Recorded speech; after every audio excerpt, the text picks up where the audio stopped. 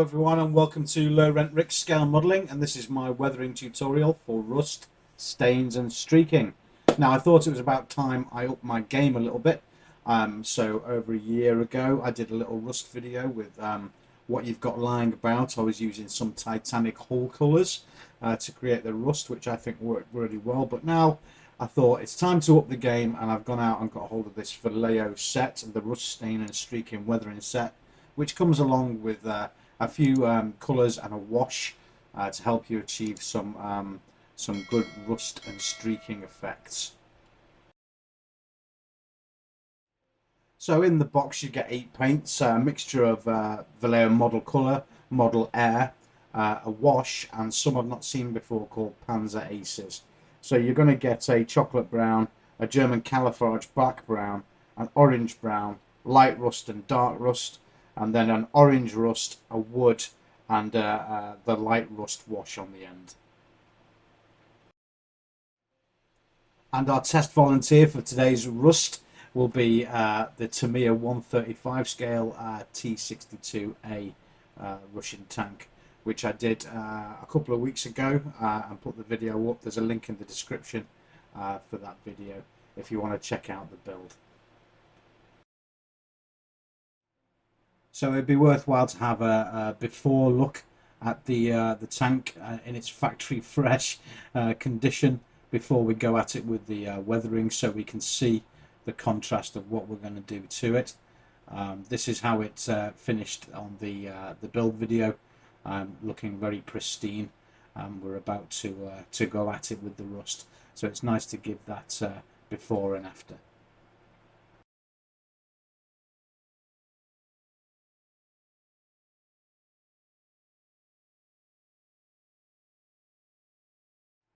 Also inside the box you get this step-by-step guide by Scratch Mod or Rob Ferreira, one of the masters of weathering. It works in conjunction with Vallejo a lot and has done some good stuff, some good books. I urge you to check him out.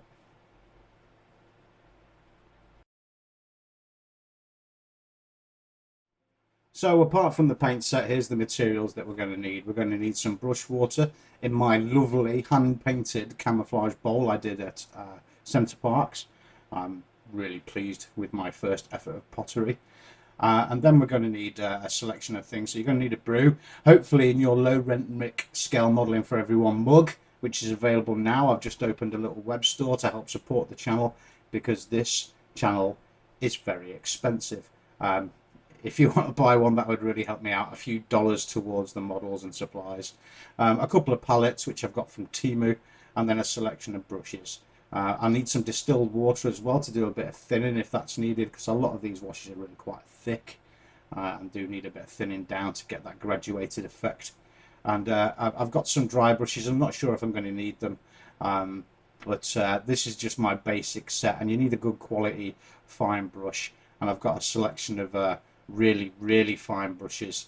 I don't know if you can make out on the camera, even though it's a 4K camera. These are very tiny. Again, nothing special. I do have a few expensive brushes, but these are just Temu specials. I like to think of some of these brushes as consumable items.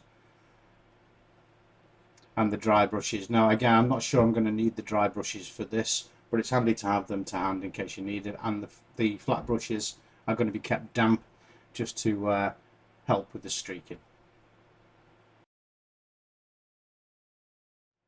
So the first job will be to start with your darkest colour. There's a couple of selections within the pack, and these will be the background, so the really dark part of the rust, which will be washed over with the lighter wash rust colours. But this will give you the foundation for where the rust has really penetrated through the first and second, third, right the way through the layers of paint into the very metal itself.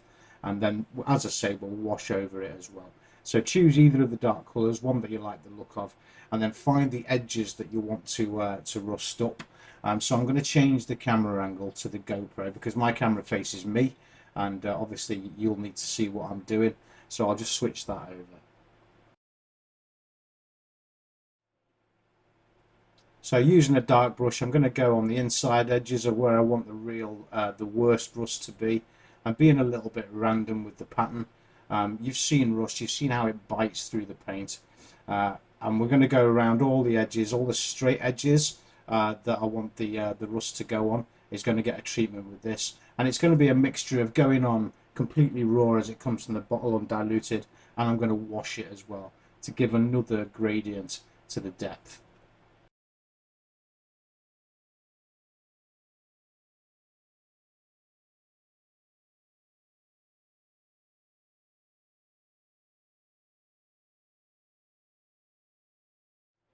As I go around, I'm picking out the parts which the dry brushing with gunmetal has picked out. So the dry brushing will pick out any of the raised edges, as will the rust, because those edges tend to get worn down first, and obviously the water can penetrate the paint quicker there, and that's where you start to get the rust effect showing through. So every now and again, while I'm putting on the dark colour, I'll pull a little streak down, a dark line, with the tip of the brush, and that's going to be the foundation for where the water streaking is going to go.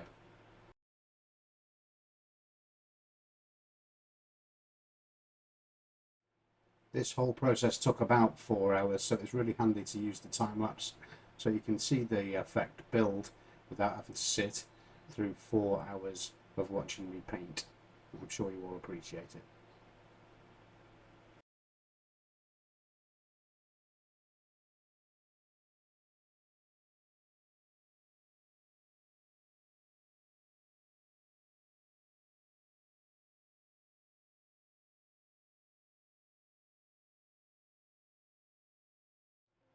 Once you're done with your base layer of dark colour, you're going to need a lighter colour that doesn't come with the kit. So depending on the colour of your model, you're going to need something to edge all of your rust effects and scratches. So I'm going to use a light grey green here to simulate sort of an undercoat or a primer.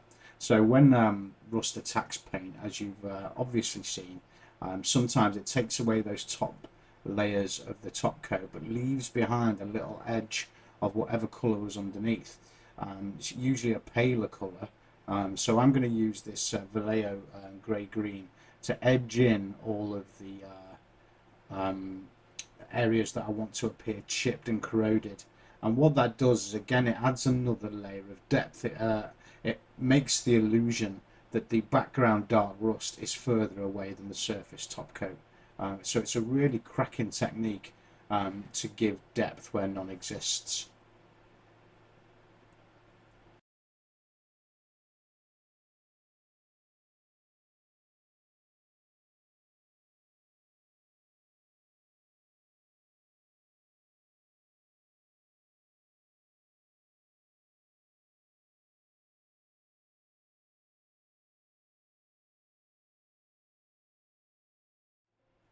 As you can see from this rear angle here, using a very fine brush and the light grey really does make the effect start to pop out. And as I flick through the time lapse, you'll see it goes from just being a brown line on some paint to actually looking like it's got dimension and depth. Also, these white edges, or lighter edges I should say, will show up through some of the wash, so it will again give that random effect of the rusting. You don't have to be too neat or too careful with this. It doesn't even need to be a continual line, but I would suggest using various thicknesses of paint. So sometimes a little bit thicker, and sometimes add a little tiny bit of water to the brush to give a little thinner effect. And just remember that as these paints dry off, they will lose a lot of their brightness. And also over the top of the entire model, when we're done, we're going to add some satin polyurethane varnish, which will pull the effect back a little bit and make it look less like it's just been stuck on. I'm a great advocate for channel watchers or channel members or people that watch this channel all the time. It's your model, you paint it how you wish. I'm not going for hyper realism here. I'm showing what can be done with this weathering set.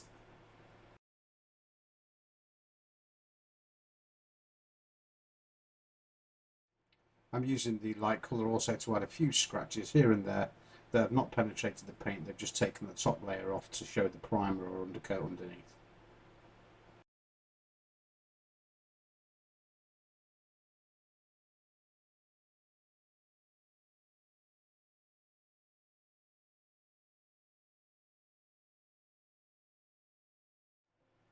Now all the chipped edges and scratches are done, we're going to start layering in some dark rust.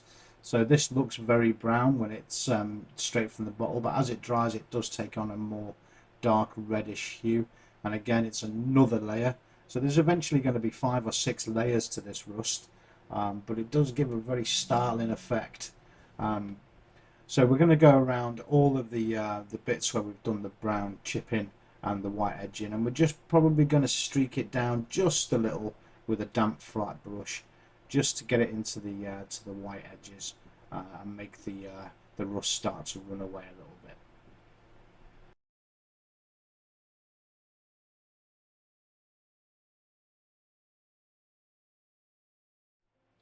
As you can see from the close up, the dark rust has got a nice reddish hue to it, and it will, if your brush is damp enough, it will run right the way away. So I'm just experimenting here and seeing how I get some streaking as I go along, and eventually it'll key my eye in, and I'll know exactly how I'm going. But already it's starting to look like rust.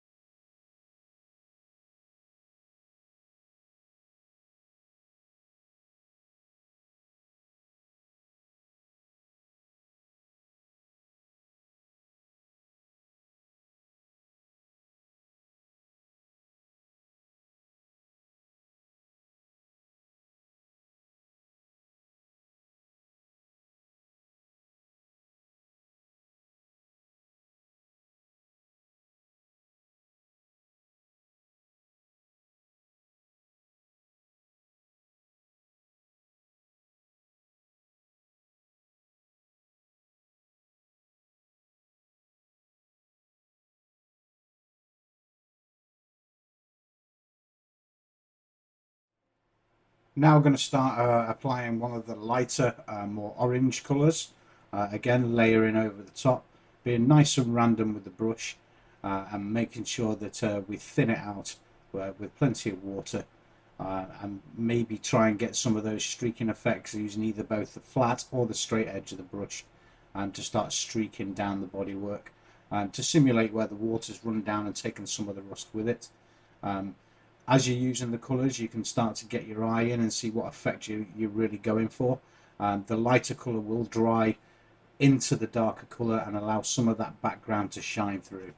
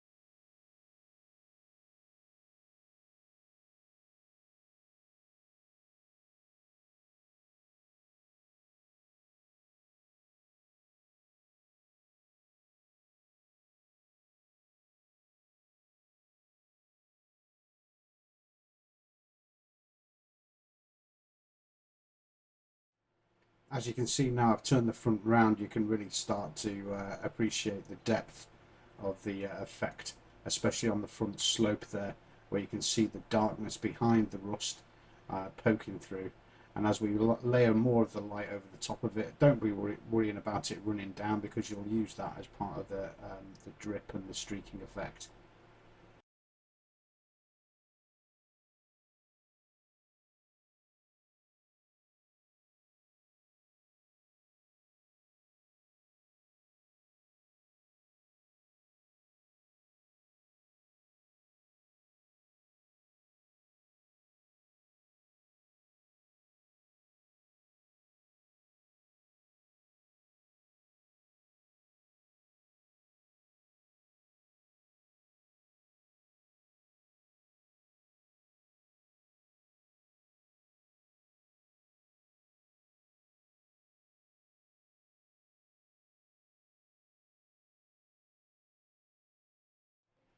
Finally, we're going to use the light rust wash, which comes out of the bottle extremely thick, and it looks very, very red when it goes on, but over time, as it dries, it will go into a very deep dusty orange. This is the light rust wash, and the beauty of it being a wash is the thinner you leave it, or the thinner you wash it out, the more transparent it becomes, and it really adds to the run effects. It deepens the underneath dark colours while lightening itself as it dries, so it really does finish the contrast off. And as the time lapse progresses, you'll be able to see it lighten and lighten. And if it's too light, don't worry, because at the end we are going to hit it with the satin polyurethane varnish, which will pull the whole effect on the whole body of the model back slightly. And the more varnish that you layer, the more that the effect will pull back, so it doesn't look so garish and so bright if that's not what you're going for.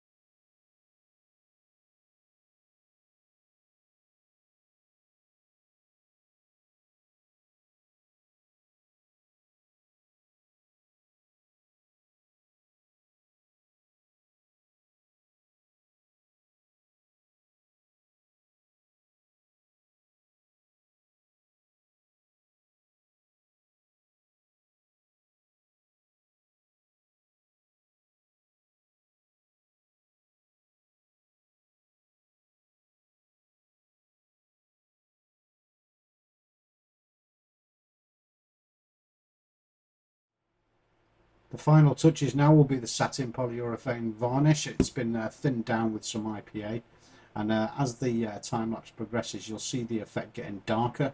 That will pull it right back, so it looks really overdone, but you can add more and more varnish to bring the effect down to where you want it to be. It'll also redden some of the more red rust and subdue some of the bright orange dustiness of the wash. So you can go a little bit crazy and then really pull it back. And what it does do is it really accents the green paint behind it using the satin varnish.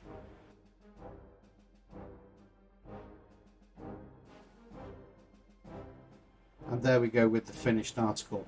I think you'll agree the rust effect is extremely effective with this kit. I'd recommend it to anyone. I'm going to put a link in the description so you can get your own straight from Amazon using my affiliate link. That'll help put a few cents in the kitty as I get a little bit of in 3 months time I'll get a couple of pennies back. Check out the description for lots of discount codes for some of the other stuff on my channel. Please consider subscribing or becoming a member. I've grown exponentially over the last week. I'm up to somewhere around 23,000 subscribers now. There's been about 7,000 subscribers in the last sort of 7 to 10 days, so I'm really pleased with that. Please come along and join us, and do check out our Facebook group, Scale Modelling for Everyone. We'd love to see you there, and we'd love to see your work. You can share it there. We're a good bunch of guys. We've been going about a year, and we're up to about 2,000 members so far. Thank you so much for joining me. Please join me for the next video. Check out the description for all the links, and I'll see you in the next one. Bye bye.